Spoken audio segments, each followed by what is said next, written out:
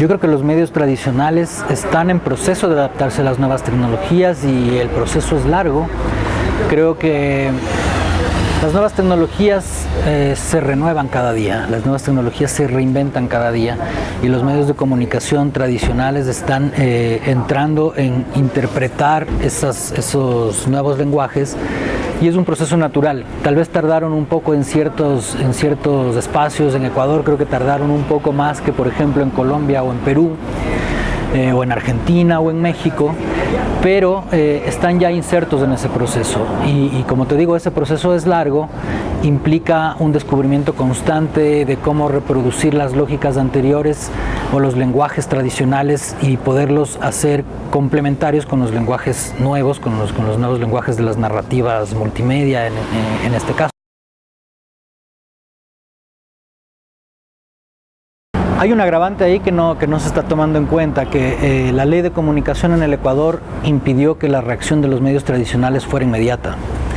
Y los medios tradicionales, por no cometer una ilegalidad, por no atentar contra la ley de comunicación, se cuidaron demasiado, se cuidaron más de la cuenta y llegaron tarde, mientras que las redes sociales estaban copando absolutamente todo y estaban transmitiendo la información en el segundo, porque las redes sociales, como tú sabes, son de acceso abierto y los ciudadanos pueden hacer de ellas uso de tal manera que la información se difunda sin el discernimiento del método periodístico, pero ya en ese momento la lógica del medio tradicional quedó rezagada y luego tuvieron que retomarlo, pero ya con ese tiempo en contra. Ahora, también hay que tomar en cuenta que la lógica del tiempo en la comunicación contemporánea no es la misma que la de los medios tradicionales, es decir, el golpe, la primicia, ya no tienen el mismo valor ni el mismo sentido que tenían hace 10 o 15 años. Ahora implica que la acción de los medios tenga mayor calidad, tenga mayor incidencia y provoque sobre todo mayor interacción con sus audiencias. Y ahí se va marcando mucho la diferencia entre el medio tradicional y los nuevos medios. La barra espaciadora está siguiendo un proceso muy a su ritmo también, no es un ritmo acelerado y lo que ha logrado la barra espaciadora es configurar una audiencia muy fiel de acuerdo a los intereses que explora como medio de comunicación. Los intereses de la barra espaciadora son principalmente temas relacionados con cultura, con medio ambiente, con derechos humanos y con libertades individuales. Lo que hemos logrado en estos 5 años es cautivar a una audiencia fiel por esos principios justamente, pero sobre todo por una convicción de principios compartidos. En ese sentido, podemos no medirnos cuantitativamente porque quizás estamos en desventaja, pero cualitativamente estamos muy contentos por lo conseguido hasta este momento.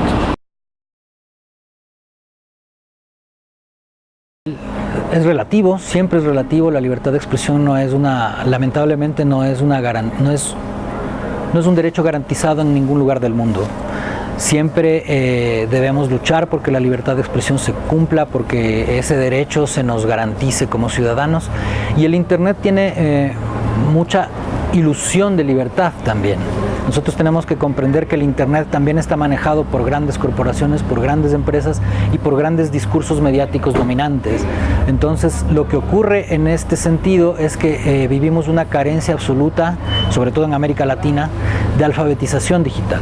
Una de las urgencias en cuanto a la comunicación contemporánea es la alfabetización digital, que quiere decir que podamos ser capaces de usar con criterio las redes sociales, que podamos ser buenos lectores y buenos intérpretes de la información que se difunde en las redes sociales y en los sitios de información y de comunicación y de periodismo en la web.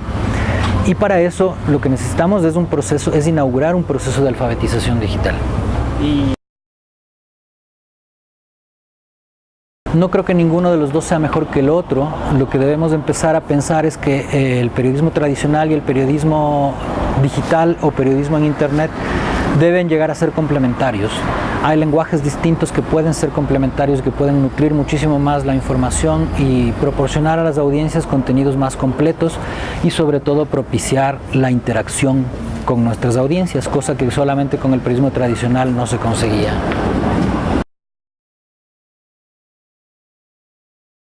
No creo que se pueda combatir ni que se deba combatir el empirismo en la red. Yo creo que, como te decía hace un momento, estamos obligados a inaugurar un tiempo de alfabetización digital. El momento en que los usuarios de redes sociales o los usuarios de Internet sepamos cómo acceder y cómo interpretar la información que circula abiertamente y voluminosamente en Internet, pues entonces tendremos muchísimos mejores procesos de convivencia.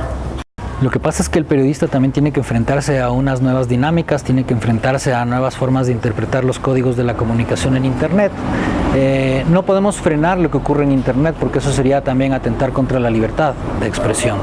Lo que sí podemos es empezar a educarnos para hacer uso de esa información, como te digo, voluminosa y descontrolada que existe en la Internet.